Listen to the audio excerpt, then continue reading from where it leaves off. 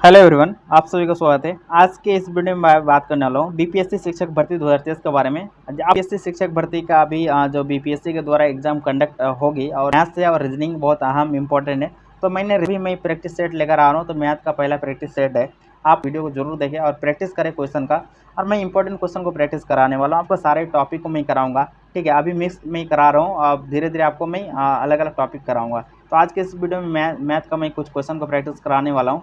तो hope so आप सबको वीडियो पसंद आ रहा होगा। तो आप एक बार जाके वीडियो को शुरू से अंत तक देखें, उसके बाद फिर आप कमेंट सेक्शन में कमेंट करके बताएं कि कैसा लगा आपका वीडियो। दो संख्याओं का योग 36 है तथा उनका गुणनफल 315 है, तब दोनों संख्याओं का निरपेक्ष अंतर ज्ञात कीजिए। मतलब दोनों का डिफरेंस आपको निकालना बताना है। ठीक है, अब देखिए इसका गुणनफल क्या है, 315 है। जब कोई दो संख्याओं को आप जब गुना करेंगे, संख्या में ऐसे समझा रहा हूँ आपको, x into Y equal to आपका क्या 315 है। ठीक है, जब गुना करेंगे तो आपको यूनिट डिजिट में क्या होना चाहिए, यूनिट में 5 होना चाहिए, तभी तो इसका गुना में क्या आ जाएगा, 5 आ जाएगा ना।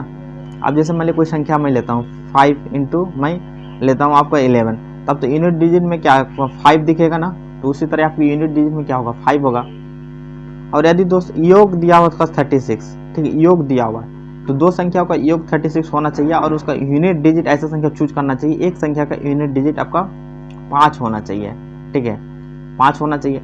अब अगर मैं मान के चलता हूँ, आप इस तरह से कर सकते हो 31 प्लस 5, ये भी 36 हो रहा है, लेकिन गुना जब करेंगे तो 315 आएगा क्या, नहीं आएगा। उसके बाद अगर मैं बात कर रहा हूँ तो यहाँ पे 15 प्लस आपका यहाँ पर आएगा 21, इसका यूनिट डिजिट में क्या 5 है और इसका जब योग भी क्या 36 हो रहा है। जब गुना करेंगे तो क्या 315 आ जाएगा क्या, तो हाँ गुना करेंगे तो 315 आ जाएगा।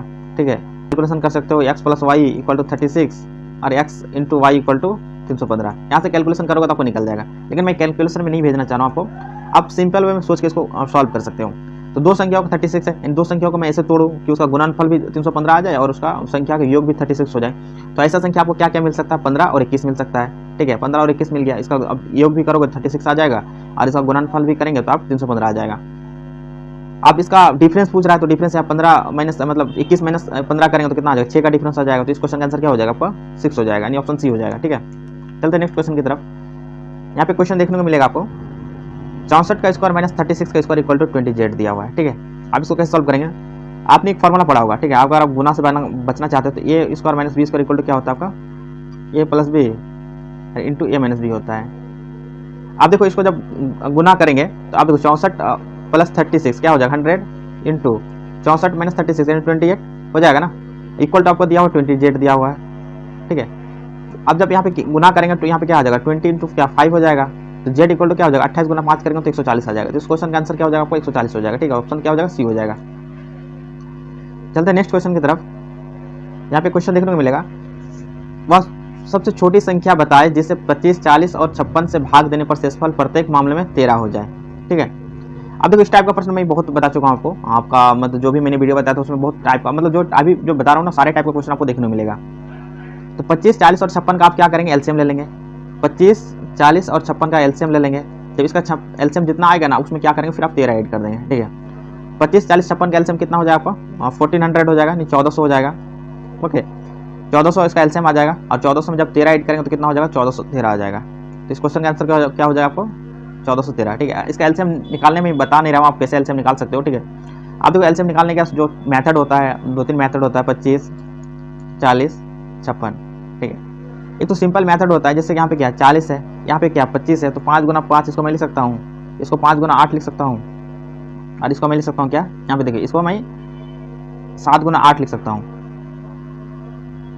ठीक है, अब देखो इस दोनों में क्या कॉमन है, इस दोनों में कॉमन आपको 5 है, तो 5 गुना 8 करेंगे तो क्या हो जाएगा 40। इस दोनों में क्या कॉमन है आपका 8 कॉमन है, तो 7 गुना 5 करेंगे क्या हो जाएगा 35।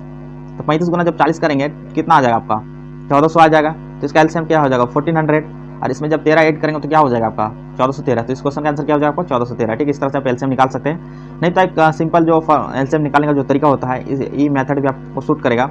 25, 40, 56 जो मैथमेटिक्स में बहुत लो है, कमजोर है, उसके लिए भी आप यहाँ से कैलकुलेट कर सकते हो एलसीएम। ठीक है, नहीं तो आप गुणन करके भी कर सकते हो कि आप या तो 56 को गुना कर लो, आप 8 गुना 7, यहाँ पे 8 गुना 5, यहाँ पे 5 गुना 5। ठीक है, तो अब आप कॉमन देखो कि कौन कौन कॉमन टर्म आ रही है, तो उसके हिसाब से आप एलसीएम फाइंड आउट कर सकते हो। ठीक है, क्योंकि एलसीएम में क्या होता है हाईएस्ट टर्म को हमको लेना रहता है, हाईएस्ट गुणनफल को लेना रहता है कि वो हाईएस्ट रहे। नेक्स्ट क्वेश्चन देखेंगे, ए और बी मिलकर 20 दिनों में एक काम पूरा कर सकते हैं और बी अकेले 25 दिनों में, तो ए अकेले इस काम को पूरा करने में कितना टाइम लगेगा। इस टाइप का क्वेश्चन मैंने ऑलरेडी बता चुका हूँ आपको, ठीक है। यहाँ बोला ए और बी मिलके आपको 20 दिनों में काम करता है और आपका बी अकेले कितना दिन में करता है, 25 दिन में। अब देखो दोनों कैल्शियम निकाल लेंगे, दोनों कैल्शियम कितना हो जाएगा 100, तो उसके बाद इफिशिएंसी निकालेंगे तो ए और प्लस बी का इफिशिएंसी कितना हो जाएगा 100 भागा 20 करेंगे तो यहाँ 5, बी का इफिशिएंसी अकेले कितना आ जाएगा 4 का आ जाएगा। अच्छा बी का और ए प्लस बी का इफिशिएंसी निकाल गया तो ए का डायरेक्ट अकेले इफिशिएंसी निकल जाएगा, क्योंकि ए प्लस बी इक्वल टू क्या हो जाएगा 5 और बी का यहाँ पे इफिशिएंसी कितना 4, तो ए का कितना हो जाएगा 1, ठीक है। एक इफिशिएंसी से ए काम कर रहा है, 100 काम को करने में कितना टाइम लग जाएगा, उसको 100 डेज लग जाएगा, उसका इफिशिएंसी क्या है 1 है। ओके, तो इस क्वेश्चन का आंसर क्या हो जाएगा आपका, ए हो जाएगा, ऑप्शन ए हो जाएगा। चलते हैं नेक्स्ट क्वेश्चन की तरफ। अब देखिए ये भी अच्छा क्वेश्चन आपको थोड़ा सा देखने को मिलेगा। 4 पर पावर 3.5 और 2 पर पावर 5, ठीक है। इसका अनुपात आपको निकालना है। अब देखिए 4 पर पावर 3.5 है, इसका अनुपात है 2 पर पावर 5 है, ठीक है। इसका निकालना है। आप मैं लिख सकता हूँ इसको कैसे, 4 है तो 4 को मैं लिख सकता हूँ 2 का स्क्वायर, ठीक है, और इस पर पावर कितना है 3.5, अनुपात है यहाँ 2 पर पावर 5। अब इसको मैं फिर क्या लिख सकता हूँ, यहाँ पे जब यहाँ पे क्या होता है गुना मल्टीप्लिकेशन में आ जाता है, ठीक है। तो 2 पर पावर यहाँ पे क्या हो जाएगा 7 हो जाएगा, इस 2 पर पावर 5। अब देखो जब इस 2 रहता है ना रेशियो होता है, तो रेशियो यानी 2 पर पावर 7 बाई 2 पर पावर 5, ठीक है। तो यहाँ पे कैंसिल होगा ना, पावर जब बेस सेम होता है तो पावर ऊपर जाएगा घट जाता है, ये भी मैंने बताया था आपको। तो यहाँ पे कैंसिल आउट हो जाएगा तो 2 पर पावर 2 बचेगा, यानी 4:1 हो जाएगा, 2 पर पावर 2:1 बचेगा, यानी 4:1 हो जाएगा, ठीक है। इस क्वेश्चन का आंसर क्या हो जाएगा 4:1, तो ऑप्शन क्या हो जाएगा ए हो जाएगा। देखिए एक क्वेश्चन है यहाँ पे, एक स्कूल में प्रत्येक वर्ग में छात्रों की संख्या 30 है, ठीक है। प्रत्येक वर्ग में छात्रों की संख्या 30 है। नए छात्रों की भर्ती के पश्चात 4 नए वर्ग और शुरू हो जाते हैं, ठीक है, 4 नए वर्ग और शुरू हो जाते हैं। अब कुल वर्गों की संख्या कितना 15 हो गया, तो प्रत्येक वर्ग में 25 छात्र हैं, तो स्कूल में नए छात्रों को कितने भर्ती हुई। एवरेज का क्वेश्चन हो गया ना, आप यहाँ कैलकुलेशन कर सकते हैं ना। आप पहले देखिए, पहले कितना वर्ग था 11 वर्ग था, और उसमें छात्रों की संख्या करके एक वर्ग में कितना था 13, मतलब 30 करके था 30 करके। अब 4 नया वर्ग और शुरू हो जाते हैं 4, ठीक है। तो अभी कितना हो जाता है 15 हो जाता है, और एक में छात्रों की संख्या कितना करके हो जाता है 25 करके हो जाता है, ठीक है। अब जब 25 करके हो जाता है तो इसको डायरेक्ट कैलकुलेशन करके आप इसको निकाल सकते हो ना, नया कितना छात्र हो गया। तो 30 गुना 11 करेंगे तो कितना हो जाएगा आपको 330, अब 25 गुना 15 करेंगे तो आपको कितना हो जाएगा आपको 375 हो जाएगा ना। 25 गुना 15 करेंगे तो 25 125 12 और 25, ठीक है, 37 375 हो जाएगा। और जब इसका डिफरेंस देख रहे हैं तो कितना का रहा है 45 का आ रहा है ना, तो यहाँ पे कितना हो जाएगा 45 नया छात्र भर्ती हुए, ठीक है। तो क्वेश्चन का आंसर क्या हो जाएगा ऑप्शन ए हो जाएगा। इस तरह से इसको सॉल्व कर सकते थे। नेक्स्ट क्वेश्चन देख लेते हैं। 150 से छोटी सभी प्राकृतिक संख्याओं का योग निकालना है, ठीक है। 150 से छोटी सबसे प्राकृतिक संख्याओं का योग निकालना है, ठीक है। 150 छोटी यानी 1 से लेकर 149 तक मुझे प्राकृतिक संख्याओं का औसत पूछ रहा है, एवरेज क्या होगा। तो एवरेज जब नेचुरल नंबर रहता है ना, तो नेचुरल नंबर में क्या होता है कि देखो नेचुरल नंबर में क्या होता है, अगर 1 2 3 4 डॉट डॉट इस तरह रहा n तक गया, इसमें समेशन क्या होता है n इंटू n प्लस 1/2 होता है, ठीक है। इसका समेशन होता है नेचुरल नंबर का। जब एवरेज निकालना होगा तो टोटल नंबर से डिवीजन करना पड़ेगा, तो डिवीजन क्या होता है n से डिवीजन करेंगे तो n क्या है कैंसिल हो जाएगा, तो n प्लस 1/2, ठीक है, यानी 1 प्लस लास्ट वाली संख्या बाई 2, इस तरह से इसका एवरेज निकाल सकते हैं। तो इस तरह का क्वेश्चन मैंने ऑलरेडी बता चुका हूँ। तो यहाँ पे आप देखने को मिलेगा ये 1 प्लस यहाँ पे 149/2, तो इस क्वेश्चन का आंसर क्या हो जाएगा 75, तो ऑप्शन क्या हो जाएगा बी हो जाएगा, दैट्स राइट। नेक्स्ट क्वेश्चन देखते हैं। 1 प्लस 1/5 इंटू 4 प्लस 1/5 इंटू 4 का स्क्वायर प्लस 1/5 इंटू 4 का क्यूब, ठीक है। तो इसको आप इस तरह से कर सकते हैं 1 प्लस 1/5 इंटू 4 कितना हो जाएगा 20 प्लस 1/5 इंटू 4 का स्क्वायर कितना हो जाएगा आपका 4 का स्क्वायर 16 और 5 80 हो जाएगा, प्लस 5 का क्यूब मतलब 4 का क्यूब 1/4 का क्यूब प्लस इंटू 5, ठीक है। तो आपका कितना हो जाएगा आपका यहाँ से 64 गुना 5 करेंगे तो आपका हो जाएगा लगभग 320, 64 गुना 5 करेंगे 320, ठीक है। अब देखो इसका एलसीएम लेंगे तो क्या हो जाएगा 320 आ जाएगा ना। तो इस तरह का ऑप्शन आपको एक ही दिख रहा है नीचे डिनोमिनेटर में, तो ऑप्शन क्या हो जाएगा इसका बी हो जाएगा। आपको कैलकुलेशन करने की कोई जरूरत है ही नहीं, ठीक है। आप इसका इस तरह से आप जैसे तोड़े तो इसका एलसीएम आप जैसे सोचेंगे कितना हो जाएगा 320, तो उस तरह का ऑप्शन आपको एक ही दिख रहा है। आप जब कैलकुलेशन करोगे भी तो आपको इतना आ जाएगा रिजल्ट 341/320 आ जाएगा। आप करने की कोई जरूरत नहीं है, अगर दूसरा उस तरह का ऑप्शन रहता तो करके जरूर देखते, बट आपका ऑप्शन उस तरह से आ जाएगा। यहाँ पे थोड़ा सा केयर रहना है कि यहाँ पे 320/341 है, तो आप यहाँ पे थोड़ा कंफ्यूजन होंगे, लेकिन बट आपका जो डिनोमिनेटर में आया 320, न्यूमिनेटर में 320 से ज़्यादा ही होगा 341/320, क्योंकि यहाँ पे 1 प्लस है ना, यहाँ पे 1 में ऐड करें ना समथिंग, तो 1 समथिंग होगा ना, आपको कोई चीज़ तो घटेगा नहीं ना। यहाँ पे 320/341 एक से छोटा हो रहा है और यहाँ पे वैल्यू एक से बड़ा हो रहा है, ठीक है। तो इस तरह से मतलब आप ये करके मार सकते हैं, मतलब चेक करके मार सकते हैं आप ऑप्शन को। चलते नेक्स्ट क्वेश्चन देखते हैं। नेक्स्ट क्वेश्चन यहाँ देखने को मिलेगा आपको किसी संख्या के 30% को 49 में जोड़ने पर वही संख्या प्राप्त होती है। किसी संख्या को 30% को 49 में जोड़ने पर वही संख्या प्राप्त होती है, तो वह संख्या कितना होगा। अब देखो किसी संख्या का, ठीक है, तो आप इसको 2-3 तरह से बना सकते हैं, ठीक है। तो मैं एक तरह और बता देता हूँ आपको। 30%, तो मैं संख्या x मान लेता हूँ ना, x मान लेता हूँ। अब x मान लेता हूँ ना, x का 30% 3/100 मतलब 30/100 प्लस 49 में जोड़ने पर वही संख्या प्राप्त होती है। कौन संख्या, जो x मैंने माना था, ठीक है। जब इसको कैलकुलेट करोगे ना, जब कैलकुलेशन करोगे तो यहाँ पे x का कितना आ जाएगा, वैल्यू 70 आ जाएगा। ऐसे आ जाएगा जब x यहाँ पे 100 क्या आ जाएगा, इधर जाएगा 100x और यहाँ पे 30x, तो 70x इक्वल टू क्या हो जाएगा, मतलब 4900, तो x इक्वल टू क्या हो जाएगा 70। आप इस तरह से कैलकुलेशन करेंगे तो 70 आ जाएगा। ओके, तो इस क्वेश्चन का आंसर क्या हो जाएगा 70। आप इसमें देख भी सकते हैं 70 का 30% अगर ऐड करेंगे तो वही संख्या प्राप्त हो जाती है ना मुझे। 70 का 30% अगर किसी संख्या में ऐड करेंगे तो वही संख्या प्राप्त हो जाती है, ठीक है। कैसे मैं बता देता हूँ। 70 का 30% कितना हो जाता है आपका 21 हो जाता है। 30/100 हाँ प्लस 49 करेंगे तो वही संख्या प्राप्त हो जाती है 70। कैसे, यहाँ पे देखो 2 0 2 यहाँ कैंसिल आउट हो जाएगा, 7 21 और यहाँ पे 49, तो 70 आ जा रहा है। इस तरह से इसको कैलकुलेशन कर सकते हैं। फिर से एक बार मैं बता देता हूँ। x गुना 30/100 प्लस 49 इक्वल टू आपका हो जाएगा क्या, वही संख्या प्राप्त चाहिए ना, ठीक है। आप देखो 30x equal plus 4900 equal to हो जाएगा आपका यहाँ पे 100x। अब देखो यहाँ पे 100x है, 30 को उधर लेके जाओ तो यहाँ पे क्या 70x इक्वल टू क्या हो जाएगा 4900। तो यहाँ पे x का वैल्यू आप निकाल सकते हो। यहाँ पे 70 70 कैंसिल, यहाँ पे 7 7 49 70 आ जाएगा इसका, ठीक है। तो रिजल्ट यहाँ से क्वेश्चन का आंसर क्या हो जाएगा 70 हो जाएगा। चलिए नेक्स्ट क्वेश्चन देखते हैं। अब यहाँ पे क्वेश्चन देखने को मिलेगा आपको, थोड़ा देख के लग रहा है कैलकुलेशन है बनेगा कि नहीं। यहाँ पे 33 नंबर क्वेश्चन के बराबर मान ज्ञात करना है, ठीक है। 2.002 बटे 20.02 प्लस 2002 बटे 200.2 है, ठीक है। आप इसको कैसे करना है, आप यहाँ से पॉइंट हटाओ। क्वेश्चन में आपको दिया 2.002 बाई 20.02 प्लस 2002 यहाँ पे दिया हुआ बाई यहाँ पे है 200.2, ठीक है। अब जब यहाँ पे पॉइंट हटाएंगे तो यहाँ दशमलव जब हटाएंगे तो यहाँ पे नीचे कितना आ जाएगा 1000 आ जाएगा, ठीक है। और यह जब हटाएंगे तो ऊपर में कितना आ जाएगा आपका 100 आ जाएगा, ठीक है। सिंपल वे में बता रहा हूँ, ठीक है। तो यहाँ पे आपको कैंसिल आउट हो जाएगा ना, यहाँ पे सेम आ जाएगा 2002 वैल्यू, यहाँ पे 2002 कैंसिल आउट हो जाएगा। यहाँ पे जब दशमलव हटाएंगे तो ऊपर में क्या आ जाएगा 10 आ जाएगा, ठीक है। तो यहाँ पे कैंसिल आउट हो जाएगा पूरा। आप देखो यहाँ पे 100 बाई ऊपर में 100 है और नीचे में क्या है यहाँ पे 1000 है प्लस यहाँ पे 10 है। 1 0 यहाँ कैंसिल, 1 0 कैंसिल, तो 1/10 प्लस 10, ठीक है। तो इसको आप 1/10 यानी 10 में 0.1 ऐड होगा तो 10.1 हो जाएगा। तो इस क्वेश्चन का ऑप्शन क्या हो जाएगा, ये हो जाएगा, ठीक है। तो इस तरह से क्वेश्चन को सॉल्व कर सकते हैं। आइए नेक्स्ट क्वेश्चन देख लेते हैं। नेक्स्ट क्वेश्चन यहाँ पे एक अच्छा क्वेश्चन देखने को मिलेगा आपको मिश्रण से रिलेटेड, ठीक है। बोले तीनों मिश्रण में दूध तथा पानी का अनुपात 2.3 है, 3.1 तथा 4.5 है, और जिनको 2 3 4 के अनुपात में मिलाया जाता है, ठीक है, अलग अलग मिलाया जाता है। आप इसको कैसे कर सकते हैं। दूध यानी मिल्क और वाटर का रेशियो दिया हुआ है 2 3 3 1 और आपका 4 5 दिया हुआ है, ठीक है। अब देखिए इसका रेशियो का कितना हो जाएगा, यहाँ पे 5 4 और यहाँ पे क्या हो जाएगा 9 हो जाएगा, ठीक है। यहाँ पे रेशियो को सेम करेंगे। जब रेशियो यहाँ पे सेम करेंगे ना, यहाँ पे क्या हो जाएगा, रेशियो जब सेम करेंगे तो इसका एलसीएम ले लेता हूँ ना।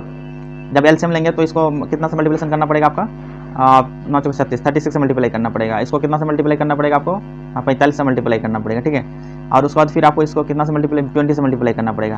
और अलग अलग बर्तन से मिलाया गया तो इसको 2 रेशियो में, तो इसको 2 से मल्टीप्लाई करना पड़ेगा और इसको 3 से और इसको 4 से, ठीक है, अलग अलग से मिलाया गया।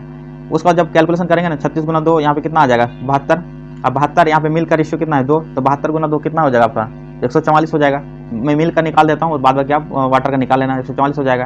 उसके बाद फिर यहाँ पे 45 गुना 3 करेंगे तो कितना हो जाएगा आपका 145 गुना 3 करेंगे तो 135 हो जाएगा। और 135 गुना 3 करेंगे तो कितना हो जाएगा 45 ये आपका हो जाता है। फिर वही 145 गुना 3 करेंगे, उसके बाद फिर यहाँ जो भी उसका रिजल्ट आएगा यहाँ पे लिख लेंगे। उसके बाद फिर आपका 20 गुना 4 यहाँ पे 80, 80 गुना यहाँ पे 4 करेंगे तो कितना हो जाएगा आपका 320 हो जाएगा। और मैं कर ही देता हूँ 45 गुना 3 करेंगे, 45 गुना 3 तो आपका होता है 135, और 135 गुना 3 करेंगे तो आपका हो जाएगा 5 या 15, मतलब हाथ में रहा 1 और 13 39 यानी 405 हो जाएगा, ठीक है 405। तो इसको ऐड करेंगे तो कितना आ जा रहा है, तो ऐड कर लेंगे तो 4 और 5 क्या हो जाएगा, यहाँ पे 9 हो जाएगा, 4 2 6 हो जाएगा, और यहाँ पे 4 4 8 हो जाएगा, 869 रेशियो समथिंग 869 आ जाएगा आपका मिल्क का, ठीक है। तो इसको इस क्वेश्चन में ऑप्शन देख रहा हूँ 869 ऑप्शन डी में दिख रहा है, ठीक है। एक ऑप्शन 869 डी में दिख रहा है, तो 869 751 आ जाएगा मिल्क और आपका वाटर का रेशियो, ठीक है। वाटर का आप खुद निकाल लेना, आप जिस तरह से मैंने बताया उस तरह से आप निकाल सकते हो। आइए नेक्स्ट क्वेश्चन देखते हैं। अब यहाँ पे क्वेश्चन देखने को मिलेगा क्राइमूल और विक्रयमूल से रिलेटेड। सीपी दिया हुआ मतलब विक्रय मूल्य बताए जब लागत मूल्य दिया हुआ 36.4 और लाभ 15% का कमा रहा है, ठीक है। तो कॉस्ट प्राइस हमेशा क्या होता है आपको 100% में होता है। प्रॉफिट अब 100 में अगर ज़्यादा होगा तो प्रॉफिट, और 100 से कम होगा तो क्या होगा, आपको लॉस होगा।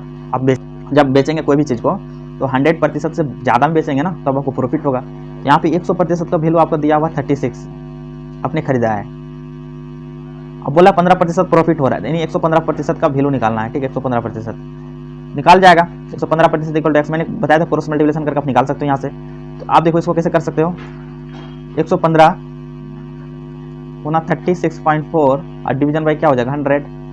जब इसको कैंसिल आउट करेंगे तो 23 मरतबा जाएगा और यहाँ पे हो जाएगा आपका 20, तो 23/20।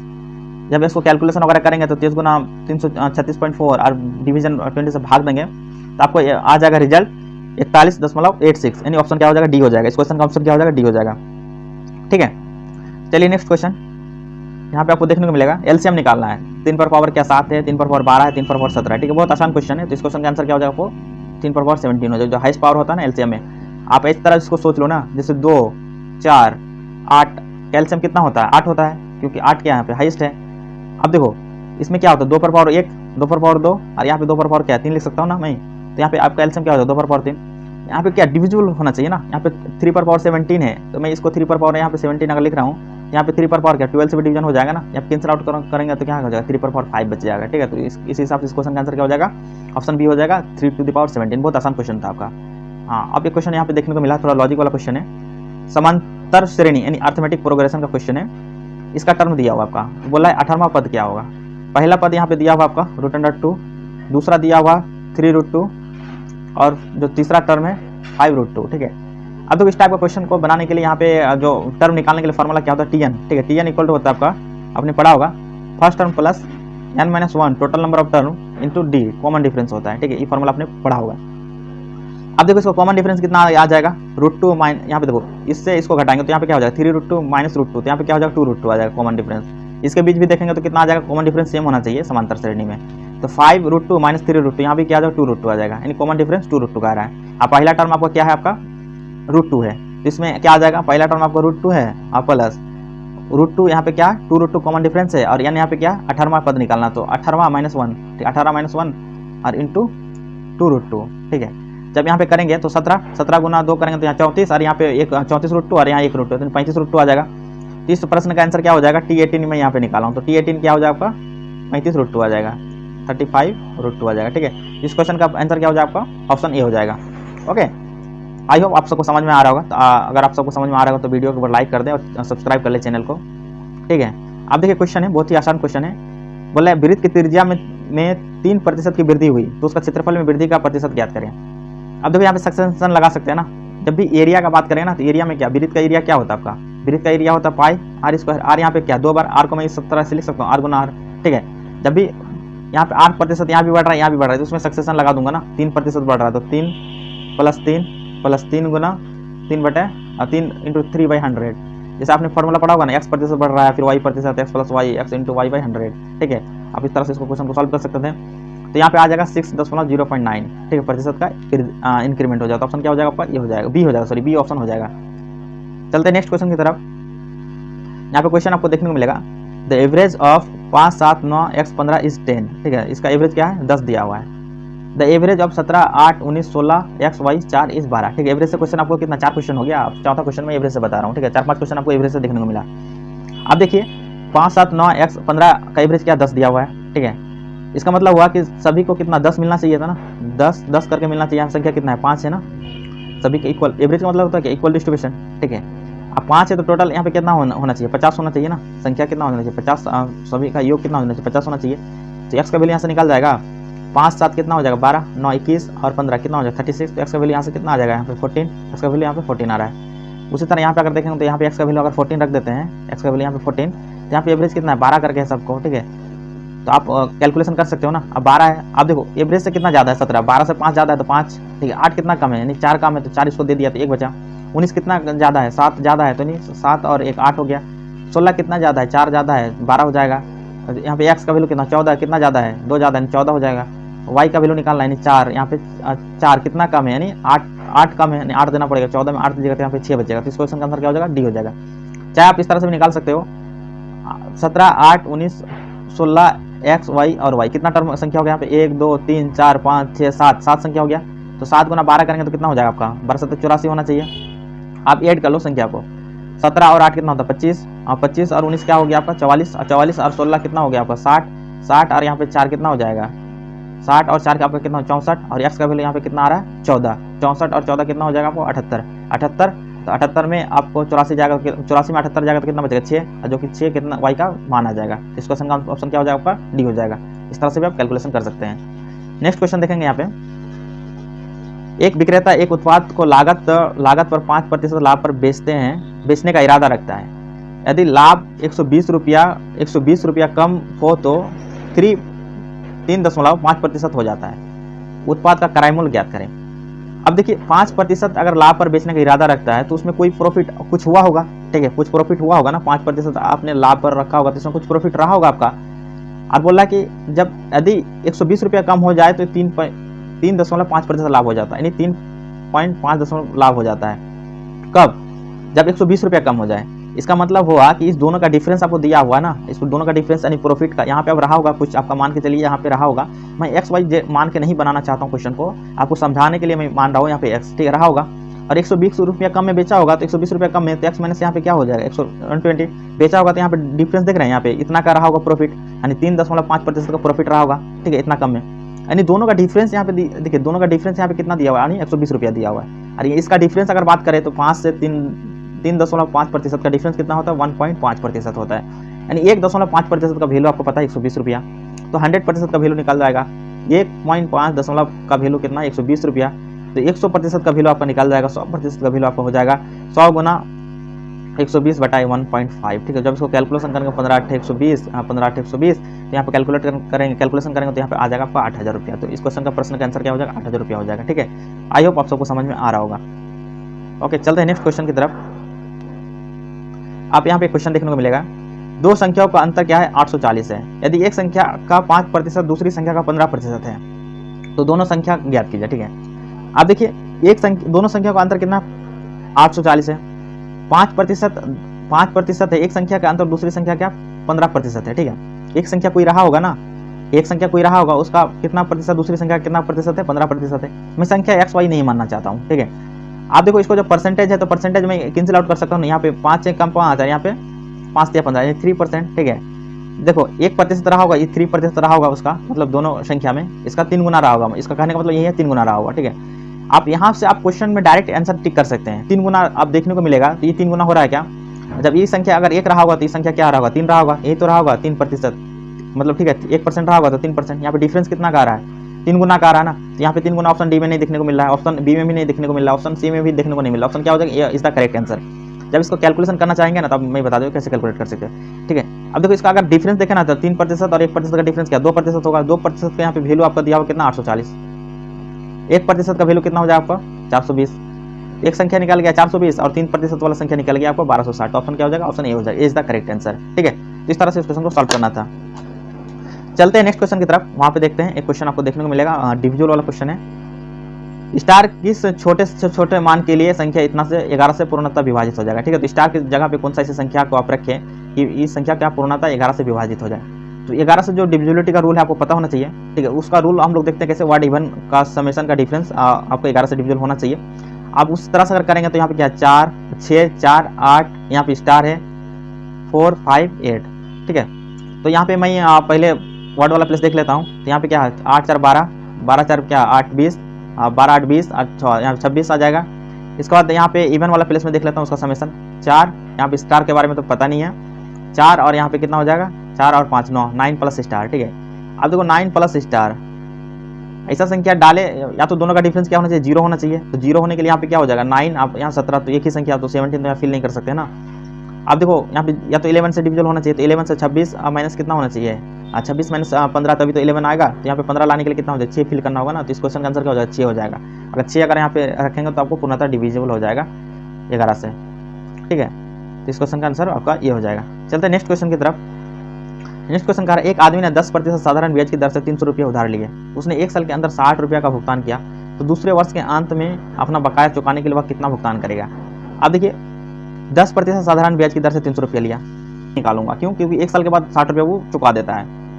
तो 1 साल में इसका ब्याज कितना लगा होगा? 10% है, तो 10 मतलब 10 गुना 10% 300 का, तो 30 रुपया, 30 रुपये उसको ब्याज लगा होगा। टोटल अमाउंट 1 साल के अंत में कितना हुआ होगा? 330 रुपया हो गया होगा, ठीक है। 1 साल के अंत में उसका अमाउंट टोटल कितना हो गया? 330 रुपया। अब उन्होंने 60 रुपया रिटर्न कर दिया। 60 रुपये जब रिटर्न कर देता है यहाँ पे, तो 330 माइनस 60 जब यहाँ पे करेंगे तो कितना हो जाएगा आपका? 270 रुपीज़, 270 रुपया। अब 270 रुपया का यहाँ पे आपका ब्याज चलेगा, ठीक है। 270 रुपया का यहाँ पे ब्याज चलेगा, और 270 रुपया का फिर 10%, यानी 27 रुपया, ठीक है। सेकंड ईयर में जब पेमेंट करेगा तो 10% इसका जब निकालेंगे तो 27 रुपया होगा। जब इसमें 27 रुपये ऐड करेंगे तो यहाँ पे कितना हो जाएगा आपको? 297 रुपीज़ हो जाएगा, ठीक है। इस क्वेश्चन का आंसर क्या हो जाएगा? 297 रुपीज़ हो जाएगा। मतलब इसको अलग अलग करके आपको निकालना था, फर्स्ट ईयर का, सेकंड ईयर का, ठीक है। ऐसा ही आपका सेम था, लेकिन 60 रुपया रिटर्न कर रहा है, उसके बाद जो अमाउंट है उसी में तो आपको इंटरेस्ट देना पड़ेगा। तो यही इसमें ट्रिक था इस क्वेश्चन में, कि आप क्वेश्चन को पढ़ के समझ पा रहे कि नहीं तो बहुत सारे स्टूडेंट्स में 300 टिक कर देंगे, ठीक है, 300 रुपया। तो आप इस तरह का गलती नहीं करें क्वेश्चन में, एग्जाम इस तरह गलती नहीं करें। तो इस क्वेश्चन का आंसर क्या हो जाएगा? 297 रुपया हो जाएगा। फिर से मैं एक बार बता देता हूँ, आपने 300 रुपया उधार लिया 10% की ब्याज से, तो 10% का मतलब हो गया 1/10, यानी 10 रुपये आप लेते हैं तो 11 रुपये आपको देना पड़ता है। तो यहाँ पे 1 साल में कितना ब्याज हो गया आपका? 30 रुपया ब्याज हो गया। टोटल अमाउंट कितना हो गया आपका? 330 रुपया हो गया। लेकिन आपने रिटर्न कर दिया कितना? 60 रुपया। 60 रुपया आपने रिटर्न कर दिया, आपको अमाउंट कितना बच गया? 270 रुपया बच रहा है, ठीक है। 270 का ही आप तो ब्याज लगेगा, और 270 में फिर 10% अगर ब्याज देंगे सेकंड ईयर के लिए तो कितना होगा? 27 रुपया। जब 27 रुपये इसमें ऐड करेंगे तो कितना अमाउंट हो जाएगा? टोटल 297 रुपीज़ में आपको देना लौटाना पड़ेगा। आइए नेक्स्ट क्वेश्चन देखते हैं, बहुत आसान क्वेश्चन देखने को मिला होगा। 2, 5, 10 मतलब 2/4 और 5/6 और 10/8 का आपको एलसीएम निकालना है, ठीक है। इस टाइप के क्वेश्चन को करते क्या है, एलसीएम आपको भिन्न में है, एलसीएम निकालना है, तो आपका जो अंश है, ठीक है, उसको क्या बोलते हैं? अंश, और इसको हर बोलते हैं, ठीक है। डिनोमिनेटर ना 2/4 और 5/6 10/8 का आपको एलसीएम निकालना है। इसमें आपको 2, 5, 10 का एलसीएम हो जाएगा, तो 2, 5, 10 का एलसीएम कितना हो जाएगा आपका 10 हो जाएगा, ओके। और 4 और 6, 8 का एचसीएफ निकालना है, तो एचसीएफ इसका क्या हो जाएगा आपको? 2 हो जाएगा, ठीक है। तो इसका क्या आ जाएगा? 5, ठीक है। तो इसका आ जाएगा 5, यानी ऑप्शन क्या हो जाएगा? डी हो जाएगा। D is the right answer. चलते हैं नेक्स्ट क्वेश्चन देख लेते हैं, लास्ट क्वेश्चन है इस सीरीज का। क्वेश्चन कह रहा है क्या कि साधारण ब्याज की दर से 5 वर्ष में धनराशि 8,000 से 12,600 रुपया हो जाती है, ठीक है। तो इसमें रेट निकालना है, 5 वर्ष में 12,000 रुपया हो जाती है, ठीक है। तो आप देखो रेट निकालना है, तो यहाँ ब्याज आपको पता चल गया ना, ब्याज यहाँ पता चल गया कि 8,000 रुपया था और आपको कितना हो रहा है? 12,600 हो रहा है, 12,600 हो रहा है। आप देखो 12,000 जब 600 हो रहा है तो यहाँ पे कितना का डिफरेंस हो रहा है? 4,600 रुपया का डिफरेंस हो रहा है, 4,600 रुपया का डिफरेंस हो रहा है ना, 4,600 रुपया का डिफरेंस हो रहा है। जब इसको 5 से डिवीजन करेंगे कि हर साल, क्योंकि ऐसा ही क्या होता है, हर साल सेम होता है ना, हर साल ऐसा ही सेम होता है, ठीक है। आप चाहे आप इस तरह से 4,600 रुपया आपको ब्याज मिल गया। अब देखो एसआई का आप जो फॉर्मूला मैंने बताया था, एसआई का फॉर्मूला क्या होता है? एसआई का फॉर्मूला होता है P × R × T/100 होता है ना, T/100। यहाँ से रेट निकाल सकता हो ना, SI × 100 और बाई टाइम। तो जब इसको कैलकुलेशन करेंगे, आपका टाइम क्या? 4600 गुना 100 बाई यहाँ पे 8,000 गुना 5, ठीक है। जब कैंसिल आउट करेंगे तो यहाँ पे क्या हो जाएगा?